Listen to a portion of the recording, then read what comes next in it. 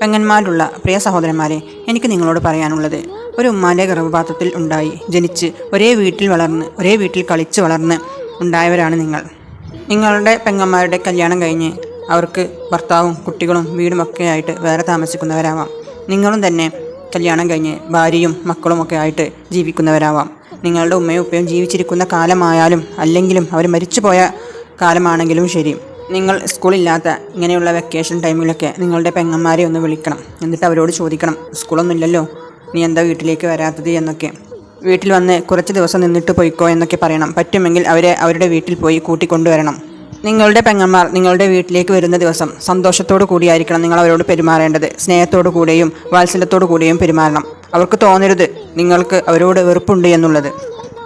അവർ വരുമ്പോൾ അവർക്ക് ഇഷ്ടപ്പെട്ട ഫുഡുകളൊക്കെ ഉണ്ടാക്കി കഴിക്കുകയോ അല്ലെങ്കിൽ ഒരു നേരമൊക്കെ പുറത്തുനിന്ന് വാങ്ങി കഴിക്കുകയോ ചെയ്യാം.